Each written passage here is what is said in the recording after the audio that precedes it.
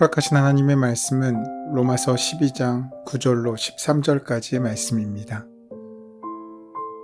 사랑에는 거짓이 없나니 악을 미워하고 선에 속하라. 형제를 사랑하여 서로 우애하고 존경하기를 서로 먼저 하며 부지런하여 게으르지 말고 열심을 품고 주를 섬기라.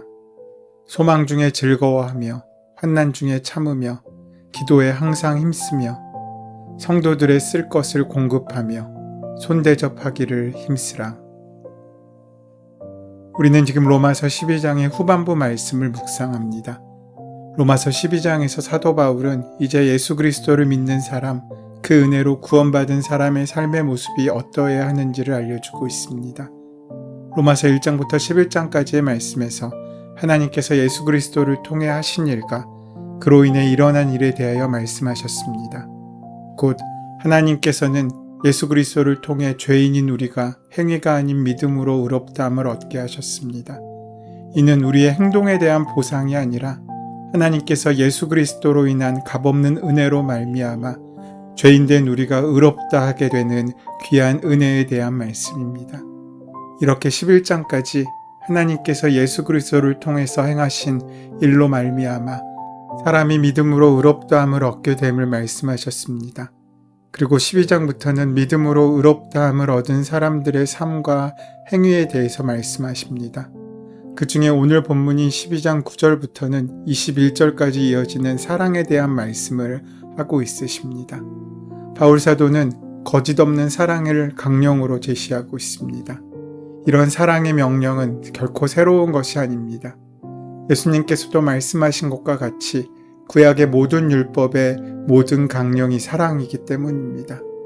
율법도 그 중심에, 그 시작에는 사랑이 있습니다. 바울 사도가 지금 다시 한번 거짓 없는 사랑에 대한 명령을 강령으로 제시하고 있는 것은 구약의 율법을 그대로 지킬 것을 의미하는 것은 아니지만 율법의 본질과 동일한 사랑을 행할 것을 명하고 있으신 것입니다. 이전까지는 율법을 지켜 의롭게 될 수 없다고 말씀하다가 다시 율법과 같은 사랑을 명령하는 것에 대해 우리는 그 의미를 생각해 보아야 합니다. 로마서가 형식적 율법이 아니라 본질인 사랑을 말씀한다고 해서 곧바로 사랑하라는 적용이 우리에게 가능한 것은 아닙니다. 왜냐하면 로마서의 전반부인 1장부터 3장까지 말씀에 따르면 거짓 없는 사랑은 실제로 사람에게는 불가능한 일이기 때문입니다.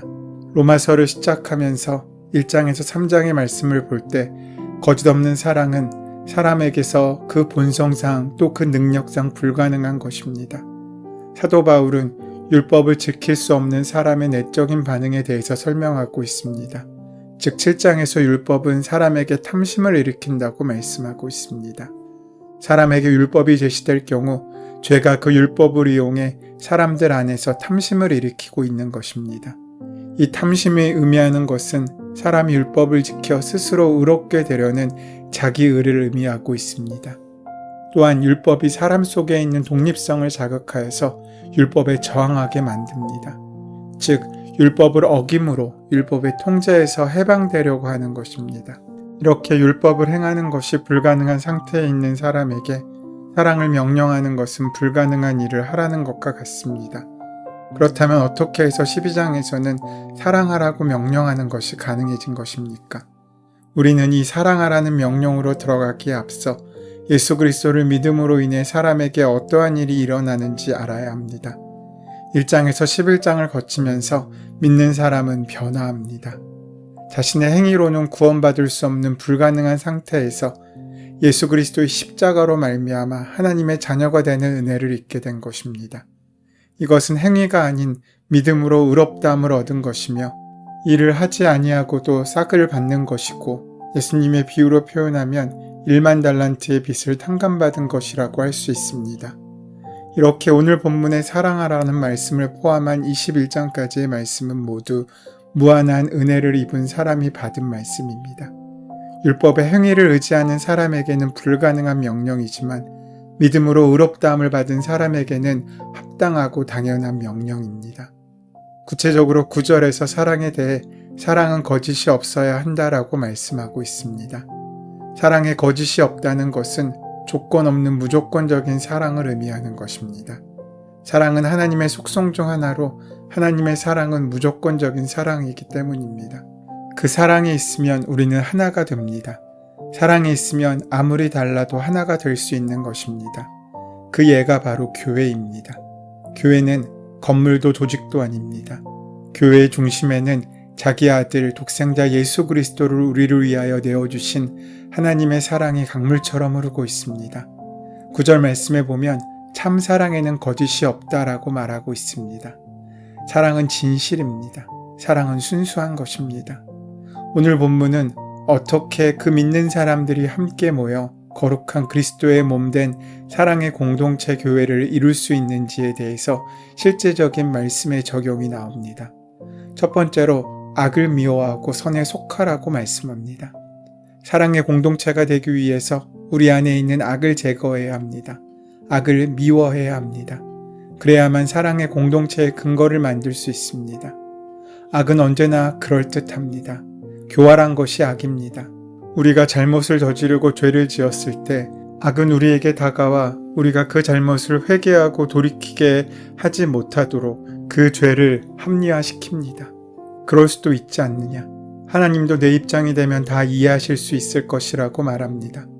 또 성경의 말씀을 바꾸기까지 하려고 합니다. 악은 그렇게 우리를 유혹하여 죄 가운데 떠나지 않도록 우리를 붙잡습니다. 그러나 선은 두 얼굴을 가지고 있지 않습니다. 언제나 정직합니다. 여러분들이 선의 편에 서게 될 때 악은 그 세력을 잃습니다. 이단의 책임은 분명 기독교에 있습니다. 만일 기독교회가 제대로 서 있다면 이단은 존재할 수 없습니다. 우리가 틈을 보이고 우리가 잘못 가운데 머물러 있기에 그 죄가 우리 안에 사로잡히고 뿌리내리고 우리를 붙잡고 있는 것입니다. 즉 책임은 우리에게 있는 것입니다. 선이 세워지지 않았기 때문에 악이 존재하는 것입니다. 그러므로 악을 미워할 수 있어야 합니다. 교회가 악이 아닌 세상의 풍조가 아닌 진리 위에 서 있도록 할 수 있어야 합니다. 선을 추구하도록 삶을 살아야 합니다. 하나님의 선하시고 인자하시고 영원하심이 교회를 지배하도록 만들 수 있어야 합니다. 그럴 때 교회는 사랑의 공동체의 기초를 만들어가는 것입니다. 10절 말씀을 보시면 형제를 사랑하여 서로 우애하고 존경하기를 먼저 하며 라고 말씀합니다. 형제를 사랑하여 서로 우애하고 존경하기를 먼저 하라는 말씀을 통해서 우리들은 새로운 하나님의 은혜의 공동체인 교회를 이룰 수 있게 됩니다. 세상의 사람들은 내가 먼저 사랑하면 나도 사랑한다. 혹은 내가 먼저 사과하면 내가 용서한다 라고 말합니다. 이렇게 되면 아무런 일도 기적도 변화도 역사도 일어나지 않습니다. 여러분, 오늘 성경에서는 형제가 서로 깊은 신뢰와 사랑과 인격적인 관계가 형성되어 있어야 한다고 말하고 있습니다. 형제가 서로 사랑하는 것을 보면 정말로 아름답습니다. 반면에 어떤 형제는 서로 너무나 미워하는 사람들도 있습니다. 10절 말씀을 다시 보십시오. 서로 우애하고 존경하기를 먼저 하라고 말씀하고 있습니다. 이 말씀 중에 먼저라는 말이 중요합니다. 내가 먼저 시작하라는 것입니다. 교회가 사랑의 공동체가 되는 비결은 기다리지 않고 먼저 그 사랑을 고백하는 것입니다. 먼저 화해를 신청하는 것입니다. 여러분의 마음이 불편하면 이유를 불문하고 먼저 존경할 수 있어야 합니다. 여러분의 마음이 불편하다면 먼저 사랑하고 먼저 용서할 수 있어야 합니다. 이때 우리가 살고 있는 그 삶의 자리가 천국으로 바뀔 것입니다. 부부 사이도 마찬가지입니다. 지는 사람이 이기는 것입니다. 목숨을 얻고자 하면 잃고, 잃고자 하면 얻을 것이라고 말씀하십니다. 이기는 사람은 결국 주님 안에서 진 사람입니다.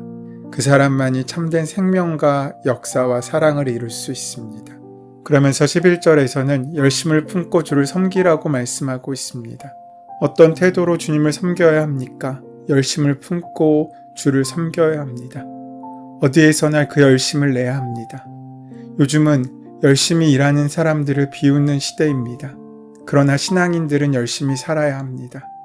즉 자기를 위한 열심이 아니고 주님을 위한 열심이 진짜라고 성경은 말씀하고 있습니다. 열심은 교회 일을 위한 열심을 말하는 것만이 아닙니다.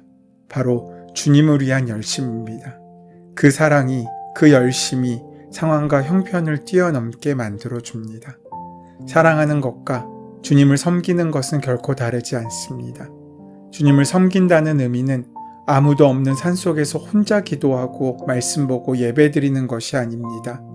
주님을 섬기는 것은 주님의 몸을 섬기는 것이며 그 몸된 지체를 섬기는 것입니다. 나 혼자 신앙심을 키워나가는 것은 다른 종교에서 추구하는 것들입니다. 그러하기에 주님을 섬기는 것은 사람과 지체를 사랑하는 것과 떼어놓을 수 없는 관계에 있습니다. 그 근거가 12절에 있습니다. 12절은 소망 중에 즐거워하며 환난 중에 참으며 기도에 항상 힘쓰라고 말씀합니다. 이를 통해 사랑은 환난의 상황에서도 예외가 아님을 알 수 있습니다. 거짓 없는 사랑은 환경과 상황에서도 구애받지 않는 무조건적인 것입니다. 이 세상에서 모든 악과 죄와 고통과 저주를 만난다고 할지라도 그 미래와 소망이 있는 사람은 결코 좌절하거나 외롭지 않습니다. 약속이 보장된 사람은 결코 쓰러지지 않습니다. 우리는 죽으면 천국 간다는 믿음이 있습니다. 그렇다면 우리는 안심하고 죽을 수 있습니다. 죽을 때 갈등하지 않고 고민하지 않고 죽을 수 있습니다. 이것이 축복입니다. 죽음은 그런 사람에게는 영원을, 천국을 여는 문입니다. 죽음을 환영하고 찬양할 수 있게 됩니다. 여러분, 소망이 있는 사람은 소망 중에 기뻐합니다. 아무리 현실이 어렵고 괴롭다고 할지라도 우리에게는 주님이 다시 오신다는 믿음과 새하늘과 새 땅과 고통과 눈물과 죽음과 한숨이 없는 그 약속의 땅이 있음을 믿기 때문에 우리는 두려워하거나 좌절하지 않게 될 수 있다는 것입니다. 우리에게 이러한 축복이 있기를 소원합니다. 소망이 있는 자는 즐거워합니다. 만약 참을 수 없다면 그것은 약속일 수 없습니다. 기다릴 수 없다면 그것은 믿음이 아닙니다. 여러분은 기다릴 수 있습니다. 왜냐하면 약속이 있기 때문입니다. 만일 여러분이 모든 것을 끝내버린다면 그것은 믿음이 없는 것입니다. 믿음이 있는 사람들은 끝까지 기다립니다. 믿음이 있는 사람들은 어떤 환경의 고난이나 악조건이 내 주변에 있다고 할지라도 오래 참습니다. 교회 안에 연약한 성도들도 있습니다. 그 연약한 성도를 기다려주는 것이 교회입니다. 그렇게 기다릴 때 우리가 해야 하는 것은 기도입니다. 그렇게 기도할 때 하나님께서는 소망의 약속을 말씀해 주십니다. 그래서 우리는 소망 중에 즐거워하며 환난 중에 참으며 기도에 힘쓸 때 사랑의 공동체가 되어가는 것입니다. 그러면서 마지막 13절은 이렇게 우리에게 권면합니다. 성도들의 쓸 것을 공급하며 손대접하기를 힘쓰라. 13절은 성도의 실질적인 필요를 공급하는 것을 말씀하십니다. 실질적인 도움이 동반되는 것이 거짓 없는 사랑입니다. 또한 후반절에는 손대접에 힘쓰라고 말씀하십니다. 손대접이라는 말은 낯선 사람에 대해 사랑과 환대를 의미할 때 쓰는 표현입니다. 우리가 관계를 맺고 살아가는 성도들뿐만 아니라 낯선 사람에게도 그저 그 사람을 대접한다는 말로 끝나는 것이 아니라 우리의 손과 우리의 물질을 사용하여 그 실질적인 필요를 공급하라고 말씀해주고 있으신 것입니다. 만일 여러분이 가난한 사람들과 있으면 여러분은 하나님을 느낄 수 있습니다. 여러분이 쓰레기를 줍고 있으면 그 자리에서 하나님을 느낄 수 있습니다. 왜냐하면 예수님은 베들레헴에서 나셨기 때문입니다. 지성소는 6평 정도 되는 작은 공간입니다. 하나님의 방은 6평밖에 되지 않습니다. 그런데 실질적으로 하나님께서 역사하시는 공간은 그 6평이 아니라 그 성소 밖에 온 세상입니다. 우리의 손과 발을 통하여 하나님께서 산 제물이 되는 우리의 삶을 통하여 예배하시는 바로 그 자리가 하나님께서 거하시는 복된 자리가 되는 것입니다. 여러분, 오늘 성경은 성도들의 쓸 것을 공급하며 손 대접하기를 힘쓰라고 말씀하고 있습니다. 진정한 교회는 섬김에 있습니다. 예수님께서 제자들의 발을 씻겨주셨듯이 형제들의 발을 씻겨주고 낮은 데로 내려가 그들의 다리가 되어 주었을 때 하나님께서는 영광을 받으시는 것입니다. 하나님의 귀한 은혜의 역사에 그렇게 함께하게 될 때 우리는 참된 제자의 삶을 살아가고 있는 것이라고 할 수 있습니다. 오늘 이러한 하나님의 축복이 여러분의 복된 하루에 충만하시기를 소원하고 축원합니다. 은혜의 주님, 주님의 이름을 찬양합니다. 주님, 우리가 믿음으로 순종함으로 그저 생각이 아니라 우리의 몸과 삶으로 하나님의 사랑을 이루어가는 믿음의 공동체가 되게 하여 주시옵소서. 예수님의 이름으로 기도드립니다. 아멘. 이 아침 우리에게 허락하신 본문의 말씀이 오늘 나에게 주신 하나님의 음성으로 들려지기 위하여 본문의 말씀을 깊이 묵상하시고 함께 기도하는 시간 가지도록 하겠습니다. 함께 기도합니다.